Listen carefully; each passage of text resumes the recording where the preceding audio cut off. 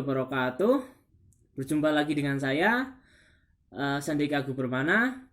Di video kali ini saya akan membahas tentang mata pelajaran usul fikih kelas 11 keagamaan dengan judul bab yaitu al-yaqinu la yuzalu bisyak. Dan bab kemarin sudah kita bahas yaitu tentang bab al-umuru bimaqasidiha. Dan sekarang yaitu bab kedua yaitu al-yaqinu la yuzalu bisyak. Sebenarnya kemarin juga sudah diterangkan tentang pengertian dan dalil kaidah al-yaqinu la yuzalu bisyak. Dan sekarang yaitu pembahasannya itu tentang cabang-cabang kaidah al-yaqinu la yuzalu bisyak. Ya. Semoga dengan video kali ini mempermudah siswa dalam memahami pelajaran usul fikih. Semoga siswa-siswi di rumah juga dalam keadaan sehat walafiat. Apabila ada yang ingin dikonsultasikan, bisa hubungi saya lewat WA. Sebelum memulai penjelasan materi, mari kita buka dengan bacaan basmalah bersama-sama. Bismillahirrahmanirrahim. Ya, selanjutnya itu paparan materi atau penjelasan materi. Selamat menikmati video ini. Ya, selanjutnya yaitu saya akan membahas atau menjelaskan tentang kaidah cabang yang pertama yang berbunyi al-aslu baqa'u makana ala makan, yang artinya menurut dasar yang asli memperlakukan keadaan semula atas keadaan yang ada sekarang. Ya, lebih gampangnya hukum asal itu tetap dalam keadaan tersebut selama tidak ada hal lain yang mengubahnya. Keadaan dalam contoh sebelumnya bisa terjadi perubahan lagi manakala ada unsur lain yang mengubahnya. Di sini ada contoh, ya. Pembeli radio menggugat kepada penjual karena radio yang dibeli dari penjual tersebut pada saat di rumah tidak dapat digunakan. Gugatan pembeli dikalahkan karena menurut asalnya radio yang dijual ditetapkan dalam keadaan baik. Ya, bisa dilihat dari contoh ini, ya. Di sini menurut asalnya radio dijual dalam keadaan baik. Menurut dasar yang asli diberlakukan dalam keadaan semula. Di sini ya dasar yang asli awalnya. Dasar yang asli itu sama seperti ini yang dipaskan dengan yang ini. Menurut asalnya radio yang dijual dalam keadaan baik dan atas keadaan yang sekarang. Nah, di sini kalau atas keadaan yang sekarang pada saat di rumah tidak dapat digunakan. Mungkin ya dari contoh ini ketika di jalan mungkin digoncang atau terbentur dengan benda jadinya atau terjatuh, jadinya ketika di rumah tidak dapat digunakan gitu.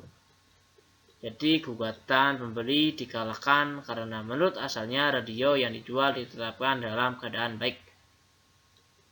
Yang selanjutnya yaitu kaidah cabang yang kedua yang berbunyi al-aslu bara'atu zimmah, yang artinya menurut dasar yang asli tiada tanggung jawab. Atau bisa lebih gampangnya hukum asal adalah bebasnya seseorang dari tanggung jawab. Pada dasarnya, manusia dilahirkan dalam keadaan bebas dari tuntutan, baik dalam berhubungan dengan Allah Subhanahu wa taala maupun dengan hak manusia. Jadi sesuatu bebas dari tanggungan sampai ada yang mengubahnya. Gitu. Di sini ada sebuah contoh dalam hal kerusakan barang dan terjadi perbedaan nilai kerusakan barang. Dalam hal kerusakan barang dan terjadi perbedaan nilai kerusakan barang itu, maka yang dimenangkan adalah orang yang dirugikan, sebab menurut asalnya ia tidak dibebani tanggungan tambahan. Ya, lebih gampangnya lagi ya, saya jabarkan. Ketika ada orang yang menyuruh orang lain untuk mengantarkan barangnya ke tempat tujuan, ketika sampai di tempat tujuan, barangnya ternyata rusak akibat ketika di jalan terbentur oleh atau terbentur oleh benda atau tergoncang ketika di jalan, jadinya rusak. Maka yang dimenangkan adalah orang yang dirugikan, atau yaitu orang yang mengantar barang itu sampai tujuan. Itu yang dimenangkan karena dalam asalnya tidak dibebani tanggung jawab tambahan.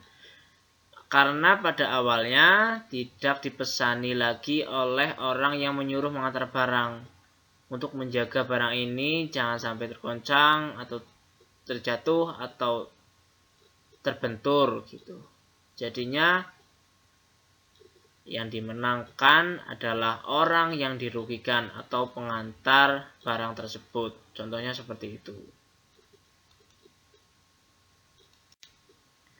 Ya, selanjutnya yaitu kaidah cabang yang ketiga, yaitu berbunyi al-aslul adam, yang artinya menurut dasar yang asli ketiadaan sesuatu. Di sini ada dua contoh. Yang pertama, orang yang berhutang kepada orang lain telah mengaku membayar hutangnya dengan pengakuannya sendiri. Sedangkan orang yang menghutangi tidak mengakui pengakuan tersebut. Maka dalam perselisihan ini dimenangkan oleh orang yang menghutangi karena belum adanya pembayaran hutang yang meyakinkan. Dan pengakuan pembayaran hutang masih dilakukan. Sini menurut dasar yang asli ketiadaan sesuatu. Jadi ketika orang yang berhutang mengaku sudah membayar hutangnya. Nah, pada dasarnya pengakuan dari orang yang menghutangi itu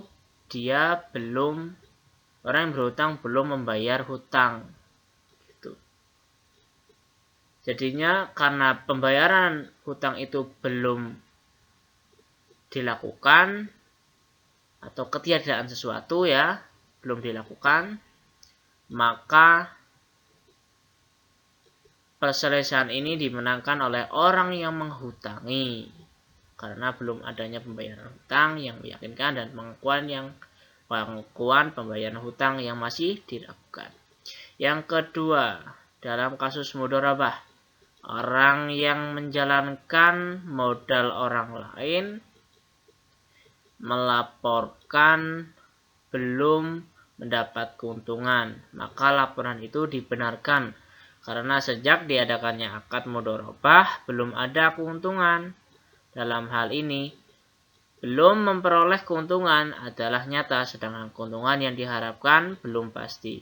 Di sini yang dasar yang asli ketiadaan sesuatu.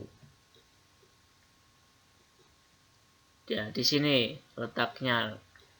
Sejak diadakan akad mudharabah belum ada kepastian keuntungan yang diharap. Jadi belum pasti keuntungannya.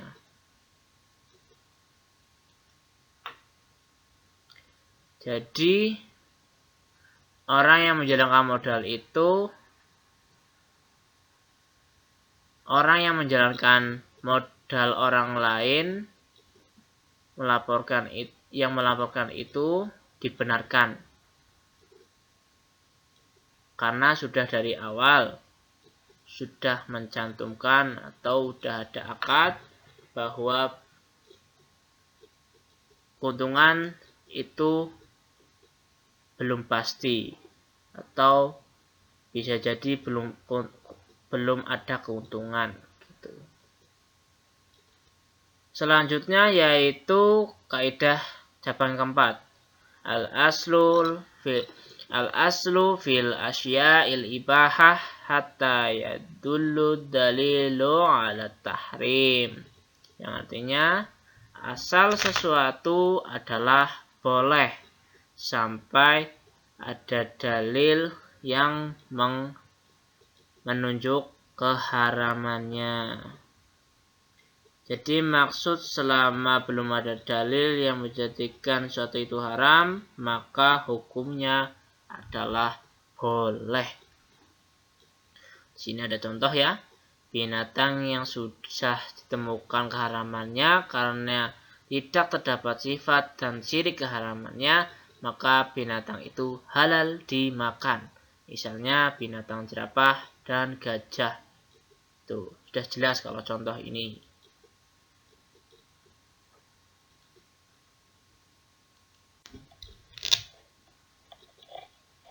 Ya, selanjutnya yaitu cabang kaidah yang kelima yang berbunyi al-aslu fi kulli hadisi taqdiruhu bi aqrabiz zaman.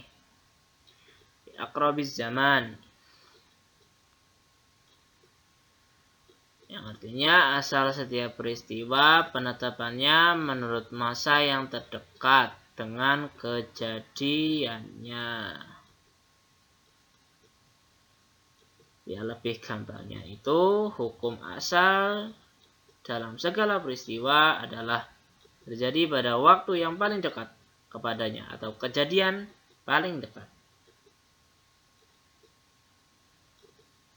Apabila terjadi keraguan karena perbedaan waktu dalam suatu peristiwa, maka hukum yang ditetapkan adalah menurut waktu yang paling dekat pada peristiwa tersebut. Karena waktu yang paling dekat yang menjadikan peristiwa itu terjadi. Gitu.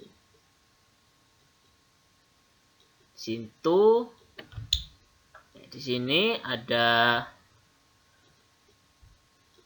dua contoh.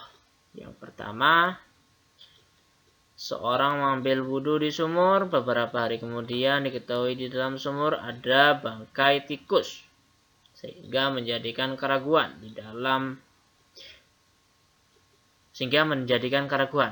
Dalam masalah ini, ia tidak wajib mengganti sholat yang sudah dikerjakan. Nah, di sini ya kata kuncinya. Ketika mengambil air wudhu, itu yakin belum ada bangkai tikus di dalamnya atau tanda-tanda bangkai tikus di dalamnya, yang seseorang itu tidak merasa ada bangkai tikus di dalamnya. Ternyata beberapa hari kemudian diketahui sumur itu ada bangkai tikusnya. Kenapa ia tidak wajib mengganti sholat yang sudah dikerjakan? Karena ketika seorang mengambil wudhu di sumur tidak merasa atau yakin tidak ada bangkai tikus di dalamnya, gitu. Yang kedua, seorang dokter mengoperasi pasien, operasi tersebut berhasil. Tetapi beberapa hari kemudian pasien tersebut meninggal. Dalam persoalan ini, dokter tidak dapat dimintai pertanggungjawaban kematian pasien karena ada kemungkinan kematiannya ada hal lain yang mendekati peristiwa kematian. Di sini ya, dokter mengoperasi pasien dengan lancar atau berhasil. Dan beberapa hari pasien tersebut meninggal. Ada hal yang janggal, jadi kemungkinan bukan dari hasil operasi tersebut. Karena mungkin ketika pasien sudah dioperasi, mungkin pasien terjatuh atau ada hal lain ya. Jadi membuat bekas operasinya itu pendarahan dan membuat pasien tersebut meninggal. Jadi dokter tidak dapat dimintai pertanggungjawaban karena kematian itu bukan hasil perbuatan dokter itu. Ya, kaidah yang selanjutnya yaitu kaidah cabang yang ke-6 yang berbunyi man syakka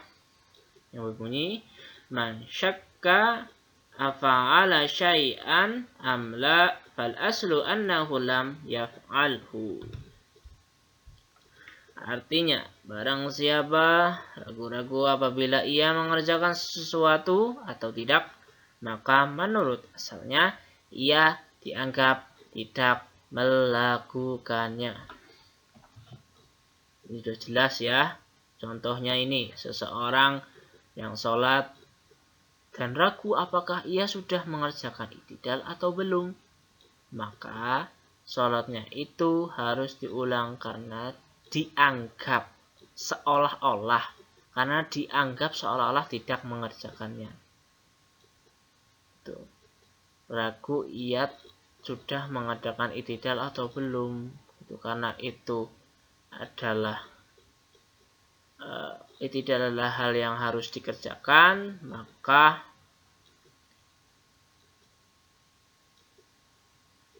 dan ragu ya, di sini tambah ragu ketika sholat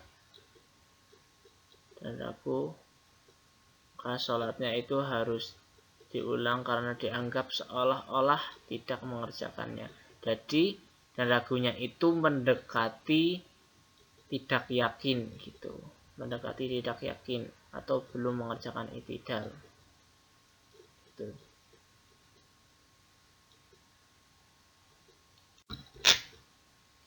Ya, selanjutnya yaitu kaidah cabang yang ke-7 yang berbunyi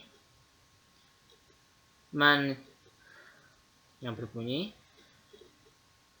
tayaqqanal fi'la wa syakka fil qalili awil katsiri hummila 'alal qalil, yang artinya barang siapa yakinkan berbuat dan meragukan tentang banyak atau sedikitnya, maka dibawanya pada yang sedikit. Sini ada contohnya untuk menjelaskan penjelasannya. Debitur yang berkewajiban mengangsur uang yang telah disetorkan kepada kreditur, apakah sudah 5 atau 6 kali, maka dianggap baru mengangsur 5 kali. Karena yang sedikit itulah yang sudah diyakini kepastiannya, ya, bahwa maka dibawanya kepada yang sedikit. Di sini sedikit itulah yang sudah diyakini kepastiannya. Karena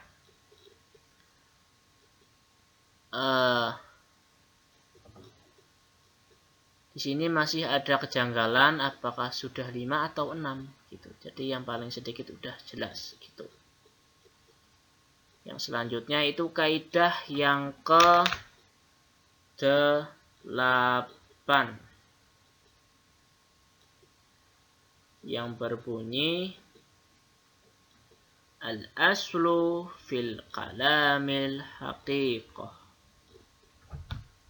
yang artinya menurut dasar yang asli dalam pembicaraan adalah hakiki.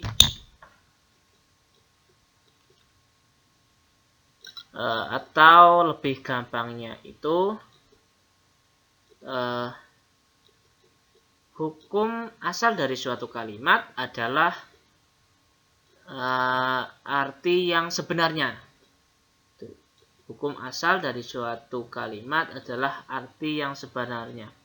Kaidah ini bermaksud bahwa dalam satu kalimat harus diartikan kepada arti yang hakikat atau arti yang sebenarnya, yakni sebagaimana